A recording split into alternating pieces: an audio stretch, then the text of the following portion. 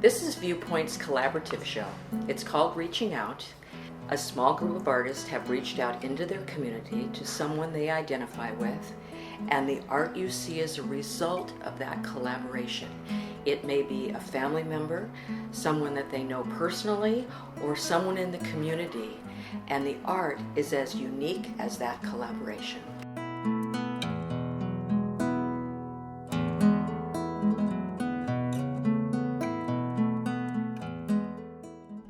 I've been involved with the Merwin Conservancy for about 5 years and have had the opportunity to go out to the garden many, many times. I've done a few different things, have had some different art that's come up from my experience of being out there. And over the years, met Olin and just enjoyed him very much as a person. So it was very natural for when this exhibition came up and I was invited to participate, for me to simply continue down this path, really.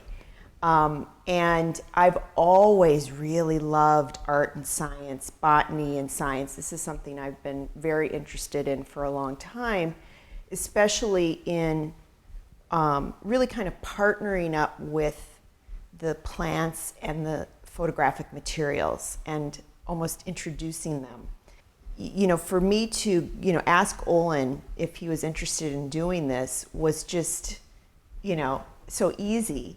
And I knew that just based on what I had known about him, that, if he was willing to participate, that it was going to be fun and easy, and it was.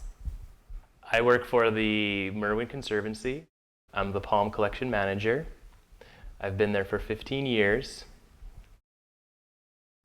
My work encompasses the plant health care. We give tours to public groups. We also do student education series.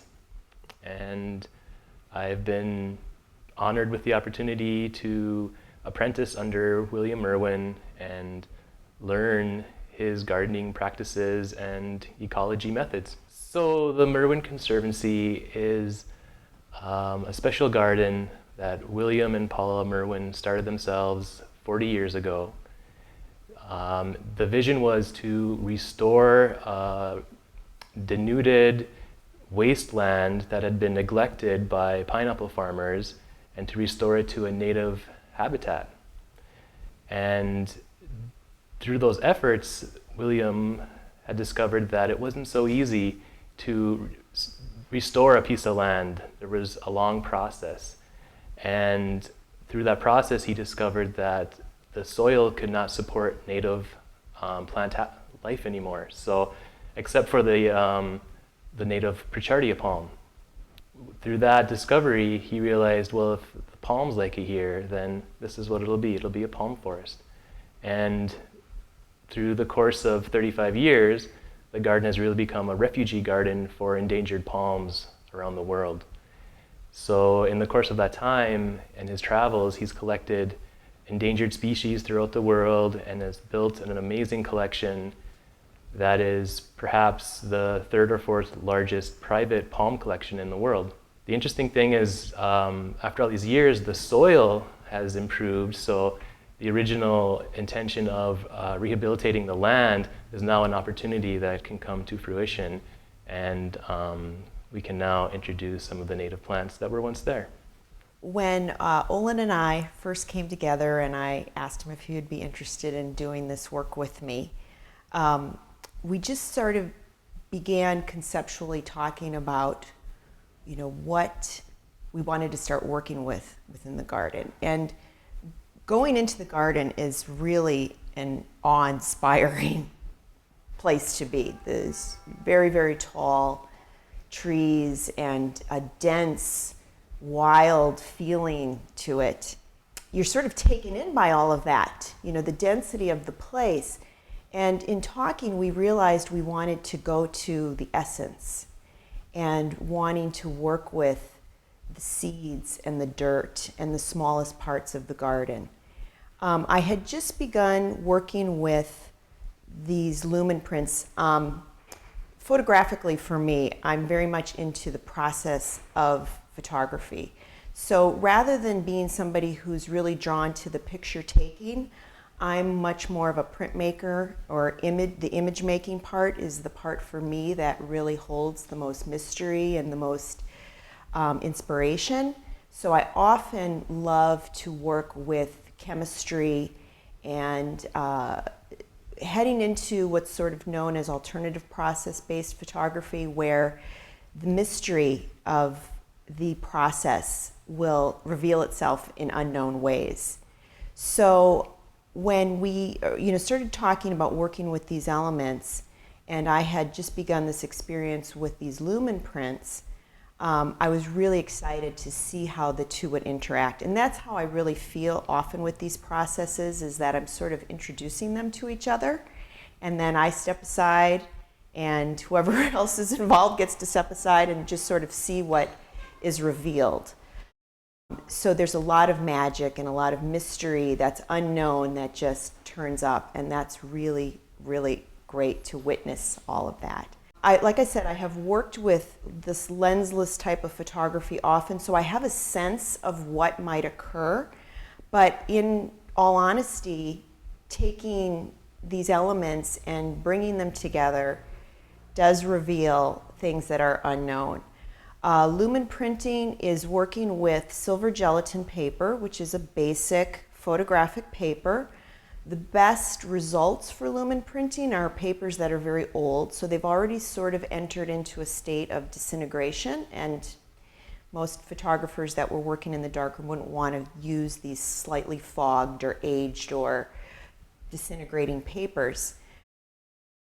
So in that state of breaking down, the plant life then is put onto the paper, put into a contact frame, so they're very, they're tight together, and then put out into UV light for hours and hours and hours. And what starts to happen is the interaction of the two chemical processes start to mingle and react. The process of doing photograms is a very basic process. You can take three-dimensional objects of any kind, put them onto sensitized paper, expose them to light, and get several different results depending on what you do with them. In the case of Lumen Printing, there is no developer involved. It's the chemistry of the plant life with the chemistry of the coated paper that react together. They create the image, and then because you are still working with a light sensitive material, the silver halide or nitrate in the paper does have to be fixed. On occasion, I will also use toners, which will adjust the color a bit. So that's one way of changing the overall look of the print. And then the last part is adding the creating photoencaustic images, so adding wax over them as well, which is something I'm just very drawn to in accentuating the very tactile, layered quality that I think really does well with this type of print. Working together was very enjoyable. It was a great collaboration between the magic of this form of printing along with the wonders of the garden, and the process in which we collected our materials was very exciting, because we would simply explore throughout the garden looking for suitable materials that would work for this process. Prior to this, Gwen would share her images with me, which always excited me every time I saw them, and we would maybe meet up occasionally at certain events, and she would always have a small portfolio of her images, and I was always eager and excited to see what she had produced. So it seemed relatively obvious and natural for us to work together on a project like this that would encompass the garden, the theme, and her knowledge. So it very much is magical in the sense that you don't know what the end result will be. The end result was unknown, but it was very gratifying as far as what we achieved. So I learned a lot working with Gwen. Working with Olin was just a lot of fun and very natural, and more than anything, just easy. What I got to learn about Olin as an artist is that he also really loves process. So, process really is kind of typically taking a long journey. It's not about instant gratification, and it's not about knowing that what you might get is always going to be something that you want, but you will always learn from it. So in working together, it was fun to be with somebody who just wanted to take a journey down into the unknown. And it was, in many ways, going back to, the fun and the joy of experimentation. And that's really what started with the process. When we were out collecting plant material, it was like being on a little treasure hunt. So working with Olin was really, really fun. I'd love to do it again.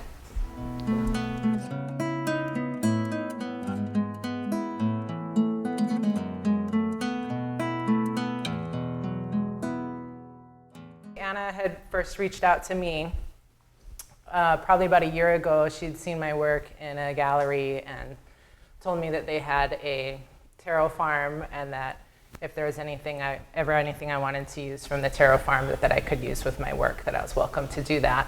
My family's from Maui, but we moved home a couple of years ago, and we were just kind of trying to search and find ways to reconnect with the island. And when we were on Oahu, we always had a garden. We had started growing kalo or taro just to eat ourselves as a family and make poi to feed to our young children. And we had this amazing opportunity. Some friends had some ag land that they weren't using for ag yet. And they told us we could use the land because they wanted to see the land being productive to grow food.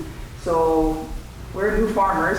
We're been farmers for 2 years, but we're really interested in kalo just because it's such a fundamental element in Hawaiian culture. It's attached to our genesis as a people. And it provides a lot of nutrition for our family. So we started in a little plot, and we just kind of got addicted. And now we've expanded over the last 2 years to about 1 acre. And we've really been trying to study the heirloom varieties of kalo, learning about them, learning how to grow them, learning what they taste like. And then we started kind of finding out that the kalo plant was used for other things too, including making dyes and making art. So this connection with Denby is perfect for us to continue to learn.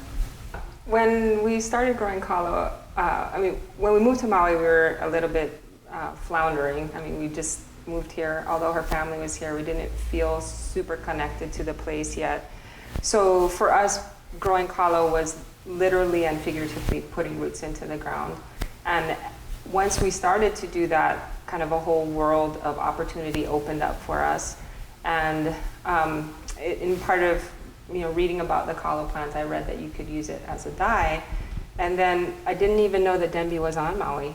And I went into a shop, as she said, and I saw her work there, and I thought, this is amazing.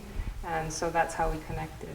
Well, we were in school together on Oahu at Punahou. So we were classmates. Our class size is big. It's like 450 people. So Anna and I, she said, we always knew each other, but we were never close friends. So I really like that we're getting better acquainted through this project. That's kind of my favorite thing that's coming up from this. Anna first connected with me through Facebook, right? Mm-hmm.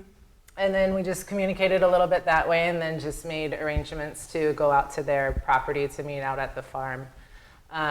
And they brought their kids, I brought my kids, and I brought all the equipment to show them how the dyes are made, because I thought that would be important for them to learn, since they are interested in the kalo so much.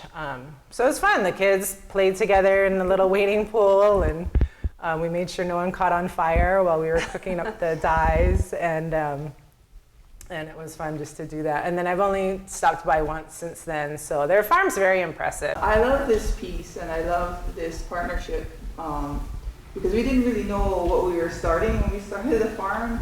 Really, it was to be more connected. It was about relationships, having a relationship with the Aina, and to strengthen our relationship as a family unit. But then it kind of just started to expand and unfold, and we started to, have these opportunities to create relationships with friends and family that we could share the abundance of our crop with, and then new friends and family who wanted to be involved with what we were doing, and now old friend becomes a new friend.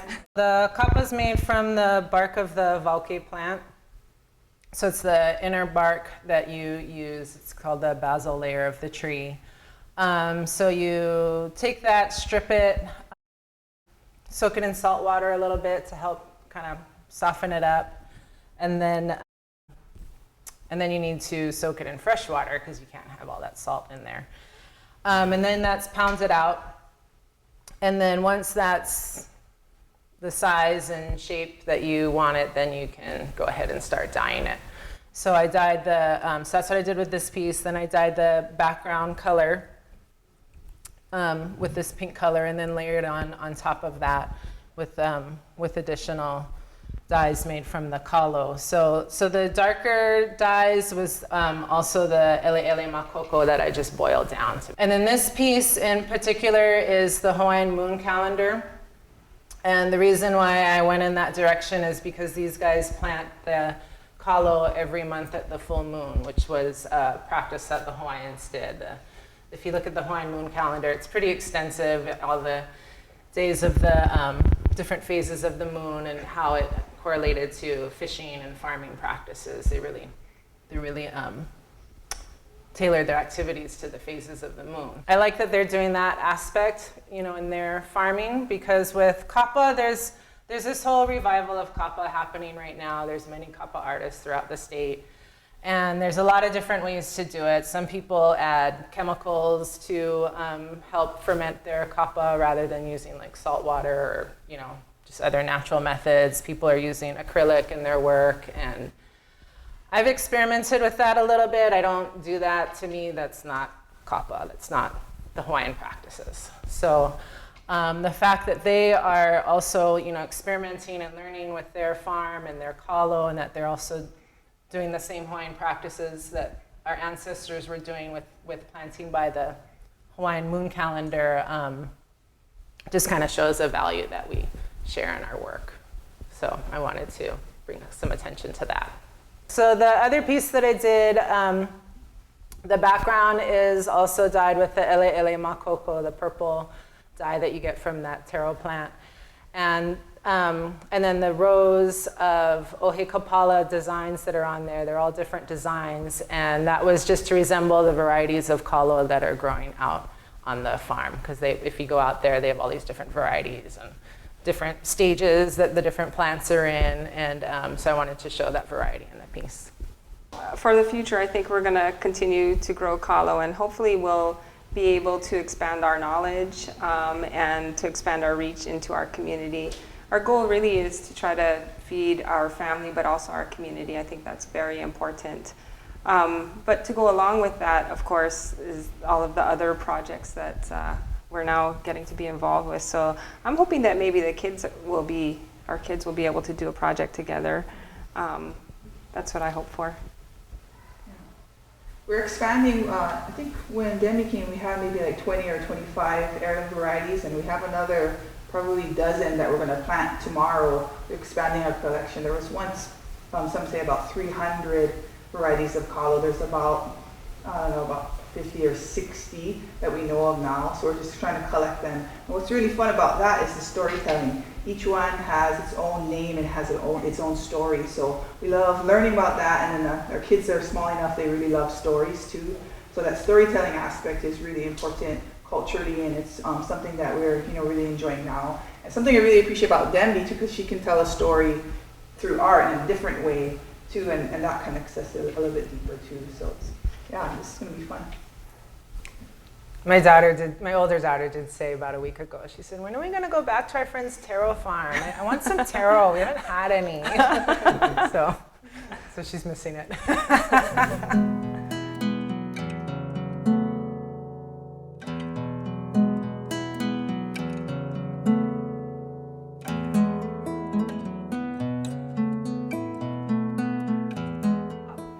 my project, when I started this idea, it was rolling around in my head. I was in a waiting room, and a friend of mine had given me some magazines. And the magazine's called Trim. It's one of those independent magazines. And there was profiles on different people that had some connection with Hawaii. And the article I was reading was about Garrett Lisi and his theory. He's a physicist. His theory of everything that he had been working on for many, many years. And apparently he lives on Maui part-time and has a physics retreat up in Pukalani. I was just kind of fascinated by that, and I was reading the article. I'm going, this is really amazing. This is kind of on the heels of the movie, the Stephen Hawking's movie, The Theory of Everything. And I think a lot of us knew about that, how these mathematicians are just, they're out in a realm, or physicists, that lay people like me, I don't really understand this, but I'm so fascinated by it.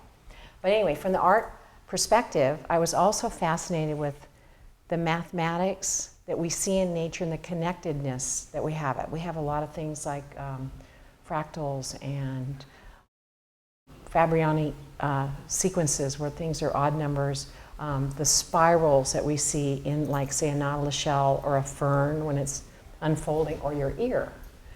So I was always kind of fascinated with that mathematics within human nature, all of it, from earth to people. Anyway, so I'm reading this article, I'm going, wow, this, and he had these beautiful geometric drawings that were actually, they were presented in the magazine as 2D, but they're actually 3D. And I was thinking the 2D would work really well in some kind of a painting, like to embed it, either a landscape or an abstract.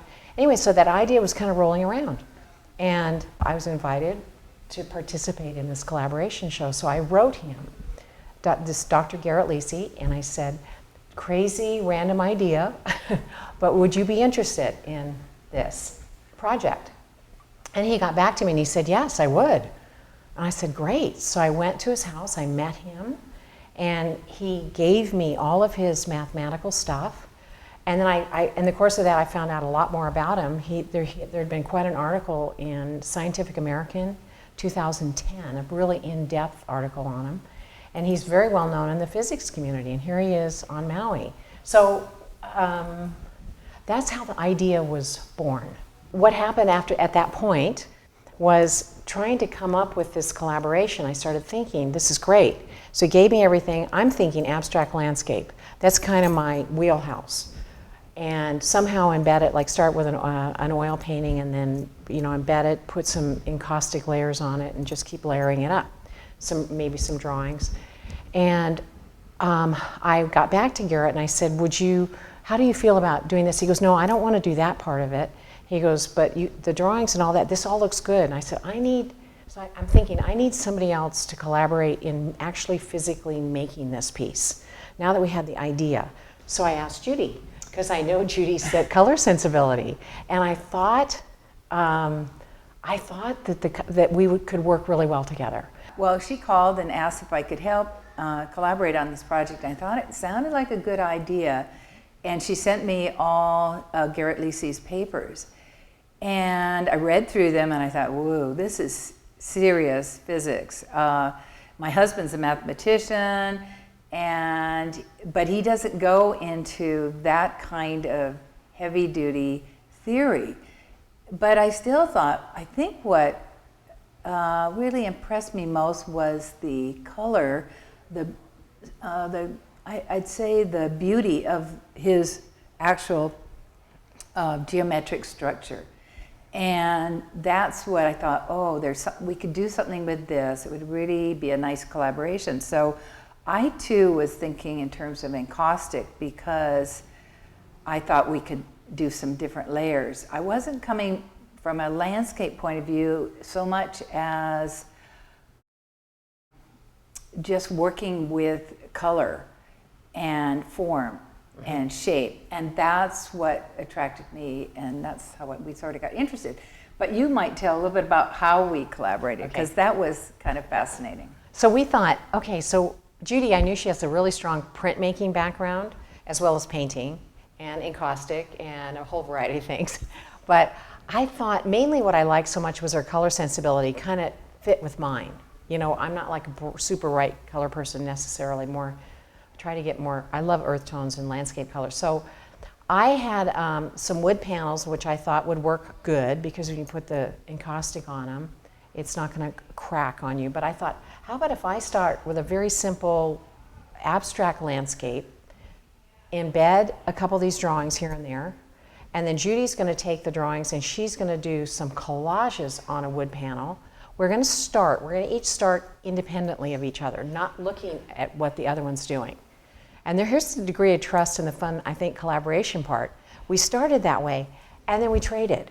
So then she got mine, I got hers, and the goal eventually is to create a work of art that's balanced compositionally, color-wise, and saying what we want to say. So it was very interesting because I got Judy's, and this was Judy's start, and this was my start. And so now I'm working on Judy's, she's working on mine. And we're kind of doing opposite things because Judy's was filled up from side to side, corner to corner with information everywhere. And mine had tons of open space. And so Judy went to work trying to fill up the open space, putting it on, taking it off. I was trying to cover up some of her stuff and create some open space, but then leave little bits of information. So I thought that was a very interesting way we went at this, you know, to arrive at a workpiece that was pleasing to look at and also interesting. So I added a little texture to Judy's, a little bit more, I don't know, it just kind of, they evolved.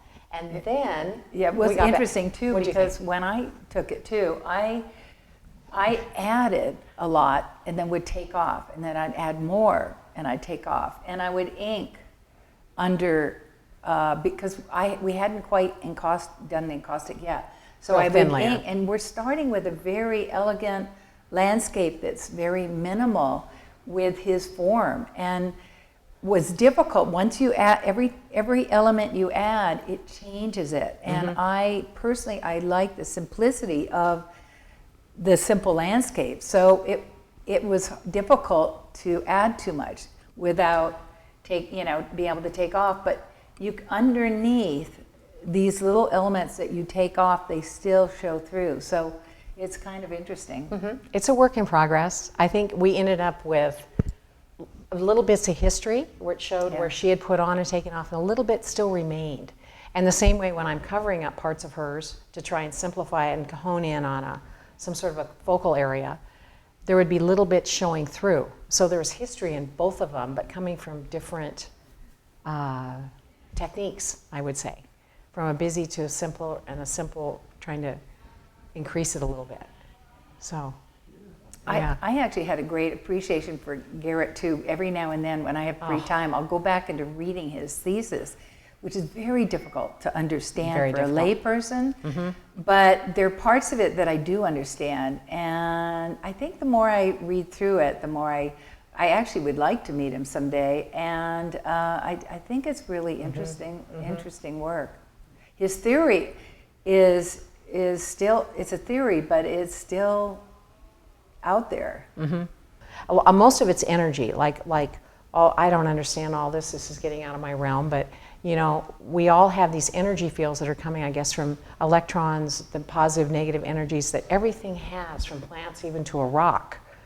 So when I was looking at this piece, the one piece, when it kind of started to evolve, we realized how much energy was happening in the collaged piece. And so that's why hence the energy name. Whereas the other piece, just speaking of the names, the E8 is what, they have these theories in physics that are geometric patterns. They start very simple, like one's just gravity, and then gravity plus something else, and it goes all the way up from, it's called a Lie or a Lie group, I'm not sure how they pronounce it, L-I-E groups, and they're numbered E1, then E2, so on, up to E8. And E8 is the most complicated one. And that's what he is working on, where he's put all these different types of energy mathematically into one theory and then eventually a form, which is what we're dealing with, the form. So how we got there is like beyond us, but the form is what we can hugely appreciate. no matter what medium I'm working in or who I'm working with, every single time I try something different, it sparks an idea for something else. Mm-hmm. And I'm working on maybe 2 or 3 other ideas right now, but Terry's always fascinating to work with because she's got, going up to her workshop, she's got every tool and color known to man. And I'm just thinking, wow, this is a fabulous place to work. But it's fun to be able to take off in more than one medium. I think that's what interests me most about collaborating, is being able to work outside of your comfort zone and try something different. I think that trying to combine the scientific world of physics into the artistic world of interpretive art maybe, but I think if you consider that art is a reflection of culture, which I think it is, all the way through as time's gone by, art is a reflection of culture at that moment in time.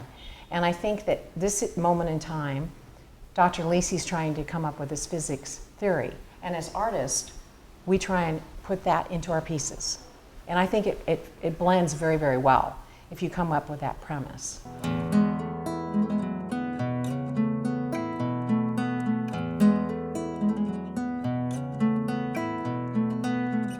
I knew I wanted to work with Rich and with bamboo because we have such a long relationship over the years in different roles. So I didn't have to think about it. It was just like, oh yeah, if I get it together, I want to work with Rich. Well, I was stumped creatively as to what we might put together. I was thrilled that we could choose bamboo to, highlight in an artistic, aesthetic approach, because I've been building and using it more in the mundane world. So I was nervous from a creative point of view, but excited from a collaborative point of view. Well, I grow this, or everything but the glass part, as a sustainable building material here on Maui, with the idea to replace the imported 2x4s and 2x6s that we use to build traditionally here on the island. So we have a timber bamboo plantation, and we treat our poles and market them. Working with bamboo or wood, bamboo is such a new material for me that I have no idea about how to handle it. I had a lot of ideas, but I didn't know how to translate them or what was possible. We made a date and I drove out to Kipahulu. We met out there and we just spent a good couple of hours just brainstorming about different ideas and what we could do. And, finally we're able to get it to something that I felt was very exciting, and with my new knowledge of bamboo, I would be able to materialize in the world. And I think for me, the challenges were around the roundness of the material, the hollowness. No two pieces are the same. Mm-hmm. Trying to share with Karuna enough skill set for her to take that information and create a piece. As you can see here in her piece here, there's just so much movement and so much shape. Beautifully put together, but I felt that was a challenge in the beginning. It took a lot of patience to figure out the practical issues of putting the piece together. I think there's a certain organic methodology that she used there, just starting and building upon that with whatever. She had an array of different sizes and shapes that we created for her to use, and then as she was working it, she was able to put them together much like a jigsaw puzzle. I knew I wanted the round shape because I felt it kind of picked up on the roundness of the bamboo. When I first started working on the piece, I had a different idea in my mind that I wanted, because I work with the murini, which are glass canes, that I cut up. So it's very similar process than actually working with the bamboo, in that I make the canes, I cut them up, and then I arrange the design. Originally, I thought I would incorporate Morini into the piece, like more in the empty spaces of the bamboo, but because each, as Rich said, each bamboo piece has a different diameter and isn't totally round. That was technically, I don't want to say it's not possible, but the piece wouldn't be ready now. So, and then I came up with making the smaller glass rounds that I felt also mirrored the rounds of the bamboo. Also, a similarity between my Morini bowls and this piece is, I think, one of the things I like the most about my Morini bowls is the reflections that you get once the light passes through it and what happens on the background.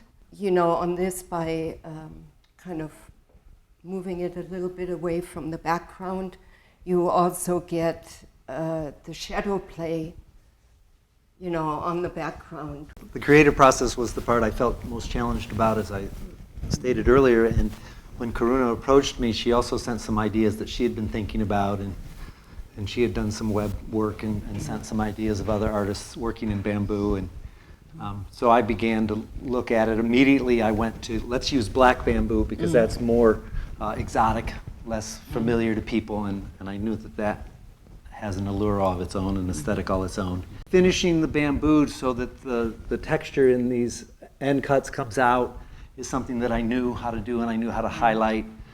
Cutting the bamboo is a challenge, and I had worked that out for a while, so I had a certain skill set to bring to the creative process. It was the overall concept that had me stumped.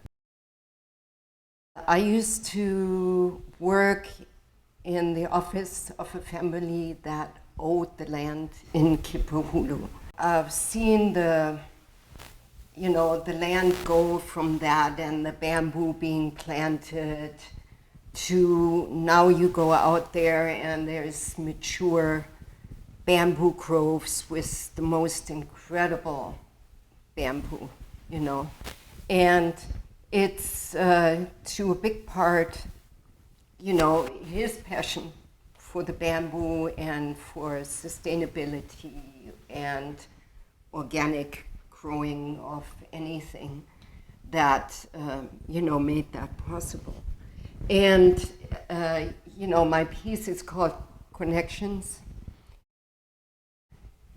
It was such an amazing process for me, sitting there for hours kind of connecting the bamboo pieces up with the copper wire that really made me appreciate all the connections we have with people and with the land and how we stay connected throughout the years.